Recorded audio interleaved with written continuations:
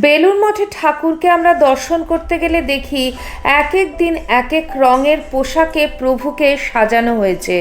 প্রতিটি রঙের সাজেই যেন ঠাকুর জ্যোতির্ময় রূপে আমাদের দেখা দেন। আচ্ছা, এই পোশাকের রঙগুলি কিভাবে নির্বাচন করা হয়, কোন দিন কি রঙের পোশাক দিয়ে ঠাকুরকে সাজানো হয়, কেন সাজানো হয় জানেন কি? তাছাড়া বেলুড় মঠে ঠাকুরকে কখন কোন ভোগ নিবেদন করা হয় জানেন কি? হয়তো অনেকেই জানেন, আবার অনেকেই তা জানেন না। যাদের পক্ষে জানা সম্ভব হয়নি, আসুন আমরা জেনে নিই আমার আজকের এই ভিডিওতে। আশা করি আপনাদের ভালো লাগবে। নমস্কার, life stories with Soma YouTube চ্যানেলের সকল দর্শক শ্রোতা বন্ধুকে আমন্ত্রণ জানাই আমার আজকের ভিডিওটিতে। তাহলে চলুন মূল বিষয়ে যাওয়া যাক। আমরা জানি রামকৃষ্ণ মঠ মিশনের সন্ন্যাসীরা আজও নিয়মিতভাবে এবং পরম নিষ্ঠায় ঠাকুরকে সকাল থেকে সন্ধে পর্যন্ত প্রতিনিয়ত নানা ভোগ দিয়ে থাকেন। কোন মাসে কোন দিনে কখন তাকে কি ভোগ দেওয়া হবে সে নিয়ে সন্ন্যাসীদের নানান চিন্তা। এছাড়াও ঠাকুরের মহাপ্রয়াণের পূর্বে ঠাকুরের গলার ব্যাধির জন্য ঠাকুরের বিখ্যাত উক্তি, আমার গলা দিয়ে কিছুই যাচ্ছে না, কিন্তু আমার পেটে হাঁড়ি হাঁড়ি খিচুড়ির খিদে। বিদায়কালে তার মানস সন্তানরা আজও ভুলতে পারেন না। তাই সব অনুষ্ঠানে খিচুড়ি ভোগের ব্যবস্থা, যা সকলের কাছে অমৃত তুল্য। বেলুড় মঠের বিভিন্ন উৎসব কিংবা দুর্গাপুজোর সময় খিচুড়ি আস্বাদনের জন্য বেলুড়ে লক্ষাধিক স্ত্রী পুরুষের লম্বা লাইন পড়ে।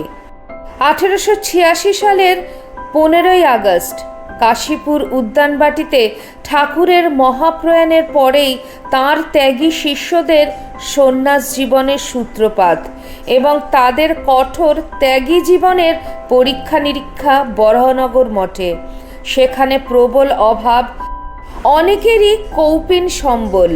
ভিক্ষা সংগ্রহে বেরোবার সময় একটি মাত্র বস্ত্র পরিধান, কিন্তু কঠিন সন্ন্যাস জীবনের সূত্রপাতের সময়ও ঠাকুরের নিত্যভোগ যাঁর কেন্দ্রবিন্দুতে। সবার প্রিয় সেই শশী মহারাজ, যিনি রামকৃষ্ণানন্দ নাম গ্রহণ করার জন্য নির্বাচিত হয়েছিলেন। শত কষ্ট শত অভাবের মধ্যেও স্বামী রামকৃষ্ণানন্দের নিত্যভোগ নিবেদন আজও সব মহলে পরম শ্রদ্ধার সঙ্গে স্মরণীয় এবং সেই 1886 সাল থেকেই সর্বত্যাগী সন্ন্যাসীদের অনন্য বিস্ময়।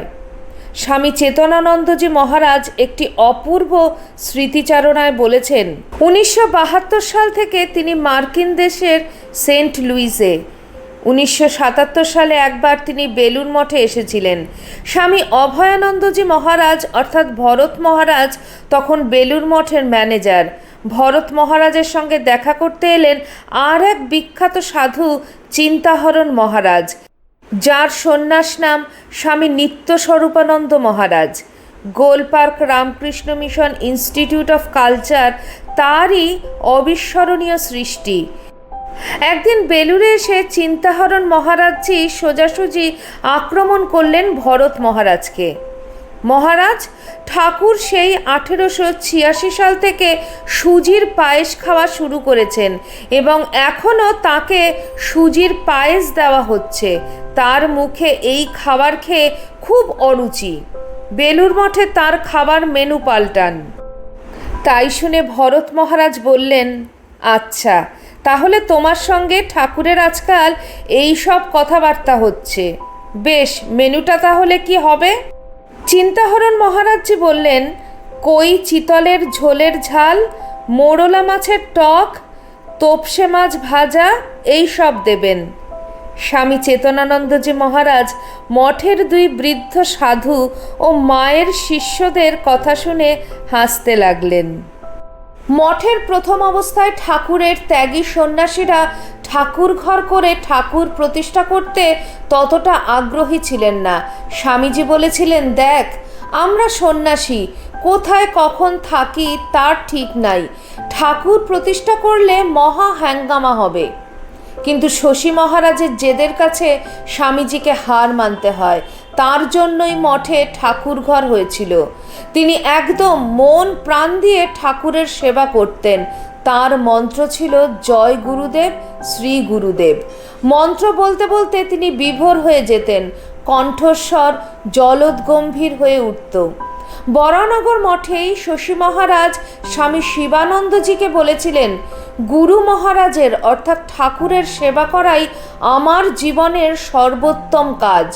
পূজনীয় শশী মহারাজের গুরুভক্তি সর্বজন বিদিত। শ্রী শ্রী ঠাকুরের সেবা পূজা কেমন হওয়া উচিত, পরবর্তীকালে শশী মহারাজ তার একটা উপায় ঠিক করে নিয়েছিলেন। সেই প্রথাই আজও চলে আসছে রামকৃষ্ণ মঠ মিশনের প্রধান কেন্দ্র বেলুড় মঠের ঠাকুরের দৈনন্দিন সেবা পূজায়। ঘড়ির কাঁটার সঙ্গে তাল মিলিয়ে সূর্যোদয়ের সঙ্গে সঙ্গে শুরু হয়ে যায় পুজো পর্ব। প্রাতঃকালে মঙ্গল আরতির পূর্বে ঠাকুরের শ্রীমূর্তিকে রোজ একটি করে নতুন বস্ত্র পরানো হয়, বেশিরভাগই সুতির বস্ত্র। তবে বিশেষ পর্বে যেমন জন্মতিথি বা সাধারণ উৎসবে রঙিন সিল্কের কাপড় পরানো হয় ঠাকুরকে। শীতে ঠাকুরের শ্রী অঙ্গে শাল জড়ানো হয়। এ সকল বস্ত্রই আসে ভক্তদের কাছ থেকে। বিশেষ বিশেষ পর্বে ঠাকুরের গলায় গোলাপের মালা দেওয়া হয়। অবশ্য রোজ অন্যান্য দিনেও ঠাকুরের গলায় মালা পরানো হয়। ঠাকুর খুব চড়া গন্ধ সহ্য করতে পারেন না, তাই বেল মল্লিকা ফুল বেশি ব্যবহার করা হয়। মঠের বাগানের টাটকা ফুল দিয়ে ঠাকুরকে রোজ সাজানো হয়। সকাল বিকেল দুবেলাই ফুল দিয়ে সাজানো হয়। ঠাকুরের অবয়ব ডমরু আকৃতির বেদির ওপর সহস্রদল পদ্মের ওপর প্রতিষ্ঠিত। এই পদ্ম পাপড়ি থেকে বেদিতল পর্যন্ত নানান রঙের ফুল দিয়ে সাজানো হয়। স্থানে স্থানে থাকে 10 থেকে 15টি নানা রঙের ফুল দিয়ে সাজানো ফুলদানি। বিশেষ দিনে এই সংখ্যাটা বেড়ে যায়। ঠাকুরের পরিধান রোজ পাল্টানো হলেও মাথার ওপরের চাঁদোয়া ও ব্যাকগ্রাউন্ডের পর্দা কিছুদিন অন্তর বদলানো হয়। ঠাকুরের শ্রী অঙ্গে জল দিয়ে মার্জনা করা হয় 2-3 মাস অন্তর অন্তর। তবে এটা কিন্তু এই অর্থে ঠাকুরের স্নান নয়। তাঁর স্নান মানে আত্মারামের স্নান। এই আত্মারাম হলো কাশীপুরে ঠাকুরের পুতদেহের অগ্নি সংস্কারের পর সংগৃহীত অস্থি। বর্তমানে এটি একটি রূপোর শিবলিঙ্গের আধারে আছেন। ঠাকুরের তিথি পুজো, দুর্গাষ্টমী, শ্রী জগন্নাথ দেবের স্নান যাত্রা, এই বিশেষ বিশেষ দিনগুলিতে আত্মারামের যথাযথ বিধির দ্বারা তার স্নান তথা পূজা করা হয়। শুরুর দিন থেকে আজও সকাল সন্ধে ঠাকুরের মন্দিরে ধুনো দেওয়া হয়। এই বিশেষ ধুনো মঠেই তৈরি করা হয়। সেই উপকরণগুলি হলো ধুনো, চন্দন, গুগ্গুল, মধু। কখনো কখনো ঠাকুরের পরিধান বস্ত্রে এবং ব্যাকগ্রাউন্ডের পর্দায় কস্তুরি বা রুম ফ্রেশনার দেওয়া হয়। এই কস্তুরি আসে পুনে থেকে, ধূপ আসে ব্যাঙ্গালোর থেকে, যেগুলি ভক্তরাই পাঠান। মঙ্গল আরতির সময় ঠাকুরকে মাখন, মিষ্টি নিবেদন করা হয়। সকাল 8:30টায় নিবেদন করা হয় ফল, মিষ্টি। দুপুরে অন্নভোগ, বিকেলে বৈকালিক। সারা বৈশাখ মাসে ক্ষীর, ছানা, মাখন, ফল, মিষ্টি ইত্যাদি বিশেষভাবে নিবেদন করা হয়। রাতেও ঠাকুরকে দেওয়া হয় ভোগরাগ। ঠাকুর সবসময় সঙ্গে একটি বটুয়া রাখতেন, তাতে থাকত মুখ শুদ্ধি। তিনি দক্ষিণেশ্বরে তামাক সেবনও করতেন। মঠে আজও তাকে এইসব নিবেদন করা হয়। তাকে আমরা জীবন্ত দেবতা হিসাবে দেখতে অভ্যস্ত। তাই শ্রী শ্রী ঠাকুরের সেবা পূজাও সেইভাবেই নিবেদিত হয়। বেলুড় মঠে শ্রী শ্রী ঠাকুরের সপ্তাহের প্রতিদিনের পরিহিত পোশাকের রং নির্বাচিত হয় এই রকমভাবে। যেমন সোমবার এবং শুক্রবার শিব ঠাকুরের বার, সেই জন্য ঠাকুরকে পরানো হয় সাদা রঙের পোশাক। আবার মঙ্গলবার এবং শনিবার ঠাকুরকে পরানো হয় গেরুয়া সন্ন্যাসীর বেশ। বুধবার ঠাকুরের জন্মবার, এদিন ঠাকুরের হলুদ বেশ। বৃহস্পতিবার গুরুবার এদিন ঠাকুরকে সাজানো হয় চাপা রঙের বেশে। রবিবার গোলাপি রঙের বেশে ঠাকুরকে সাজানো হয়। তিথি পুজোর দিন এবং গুরু পূর্ণিমায় সাদা সিল্ক বা গেরুয়া সিল্কের বেশে ঠাকুরকে সাজানো হয়।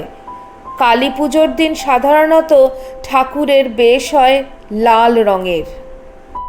আজকে আমার ভিডিওতে বেলুড় মঠে ঠাকুরকে কখন কি ভোগ দেওয়া হয় এবং কবে কোন রঙের পোশাক ঠাকুরকে পরানো হয় তা আপনাদের সাথে শেয়ার করলাম। আপনাদের ভিডিওটি কেমন লাগলো অবশ্যই কমেন্ট সেকশনে কমেন্ট করে জানাবেন। ভিডিওটি ভালো লাগলে নিজের লোকেদের কাছে ভিডিওটি শেয়ার করে ছড়িয়ে দিন, যাতে ঠাকুরের কথা সবাই জানতে পারেন। চ্যানেলের নতুন বন্ধুদের কাছে একান্ত অনুরোধ, চ্যানেলটি সাবস্ক্রাইব করে আমার পাশে থাকবেন আর পাশে থাকা বেল আইকনটি অবশ্যই ক্লিক করে দেবেন, যাতে আমার পরবর্তী ভিডিওতে আপনার সঙ্গে আমার আবার দেখা হয়। আজকে এই পর্যন্তই। সবাই সুস্থ থাকবেন, ভালো থাকবেন। আবার খুব শিগগিরই দেখা হচ্ছে আপনাদের সঙ্গে কোনো একটি নতুন ভিডিওতে। জয় ঠাকুর, জয় মা, জয় স্বামীজি।